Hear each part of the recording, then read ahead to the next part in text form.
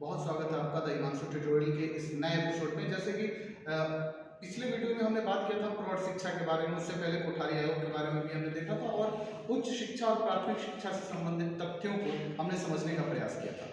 आज का हमारा जो ये एपिसोड है, इसमें हम लोग बात करेंगे भारतीय शिक्षा की समस्याओं के बारे में कि वो कौन कौन से कारण हैं जिनकी वजह से बच्चे शिक्षा ग्रहण नहीं कर पाते और शिक्षा से वंचित हो जाते हैं। सबसे पहला यदि हम बात करें पहले पॉइंट पे, तो वो है शैक्षिक अवसरों की असमानता। बहुतायत देखा गया है कि जो हमारे समाज में जो थोड़े से पीछे रह गए हैं, जो परिवार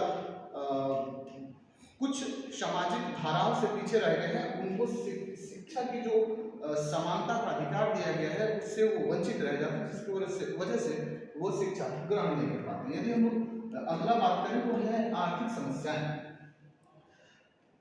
सर्व शिक्षा अभियान में या फिर कोठारी आयोग ने भी प्राथमिक शिक्षा के लिए बहुत सारे काम किए। उनमें यह भी बताया गया है कि 6 से 14 वर्ष के बच्चों को अनिवार्य शिक्षा की भी बात की गई थी, लेकिन जैसे ही हम लोग उच्च शिक्षा के स्तर पर देखते हैं, जब हम लोग उच्च शिक्षा में जाते हैं तो वहाँ पे देखा जाता है कि आर्थिक समस्याओं की वजह से कुछ बच्चे या तो कुछ रोजगार करने लगते हैं या फिर वो उतने एफर्ट नहीं कर पाते हैं कि वो अपनी शिक्षा व्यवस्था को आगे सुचारू रूप से चला सकें।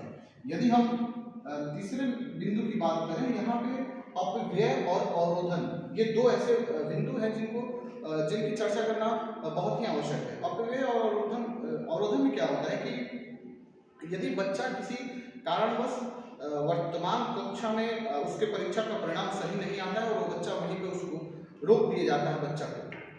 और एक कारण ये होता है कि बच्चे विद्यालय तक किन कारणों से नहीं आ रहे हैं। इन दो विषय बिंदुओं को जानना बहुत ही महत्वपूर्ण है, लेकिन एनईपी 2020 में ये बात किया गया है कि बच्चे को फेल नहीं करना, फेल न करने की नीति है जो एनईपी 2020 में लाई गई है। और एक ये भी समस्या है जो भारतीय शिक्षा व्यवस्था में देखने को मिलती है। यदि हम चौथे की बात करें तो जनसंख्या में वृद्धि, जो जनसंख्या में वृद्धि हो रही है उसके कारण भी हमारे शिक्षा व्यवस्था में ऐसे जो पूर्ण की बात करें, जो बच्चों को उपलब्धता की बात करें, बहुत जगह पे देखा जाता है कि विद्यालयों में उस तरीके की व्यवस्थाएं नहीं मिल पाती, जिसकी वजह से बच्चे शिक्षा ग्रहण करने में उनको समस्या आती है। यदि हम पांचवें बिंदु की बात करते हैं तो यहाँ पे है प्रबंध तथा साधनों की कमी। प्रबंध और साधनों से हमारा तात्पर्य है विद्यालय का भवन का न होना, शिक्षा संबंधित जो उपकरण है उनका न होना, और उसके साथ साथ शिक्षकों की जो कमी देखने को मिल रही है विद्यालयों में। यदि मानक की बात करें तो 30 विद्यार्थियों पे एक शिक्षक की जो मानक है उसको निर्धारित किया गया, लेकिन बहुत आगे देखा जाता है कि ये पूर्ण नहीं हो पाता, ये भी एक समस्या है। उसके बाद हम छठवें बिंदु की बात करें तो शिक्षण विधियों की समस्या।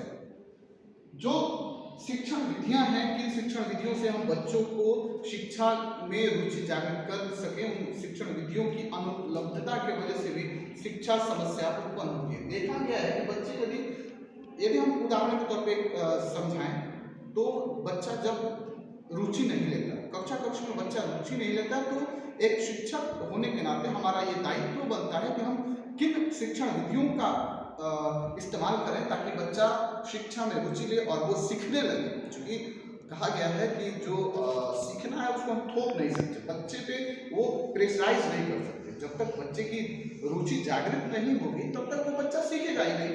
तो हम शिक्षण विधियों का भी ध्यान रखें, एक शिक्षक होने के नाते ये हमारा प्रमुख कर्तव्य और दायित्व भी होता है। अब अगला है हमारा सातवां जो बिंदु है वो है भाषा की समस्या। भाषा की समस्या वाकई में बहुत महत्वपूर्ण बिंदु है, क्योंकि जो बहुभाषिकता की बात की जाती है, जैसा कहा जाता है कि जो हमारा क्लास होता है, क्लास में अलग अलग समुदाय से अलग अलग पृष्ठभूमि के बच्चे आते हैं और वो अपने साथ भाषा और संस्कृति दोनों को साथ लेके आते हैं कक्षा में।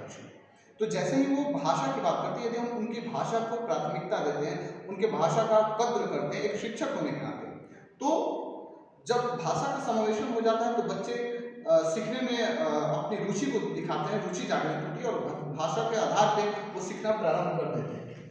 अगला हमारा आठवां बिंदु है प्रवेश की समस्या। जो प्रवेश प्रणाली है, प्रवेश प्राप्त करने की जो विधियां बनाई गई हैं उसमें भी कहीं ना कहीं कुछ ऐसे फैक्ट्स हैं जिनकी वजह से शिक्षा व्यवस्था में समस्या उत्पन्न हो जाती है।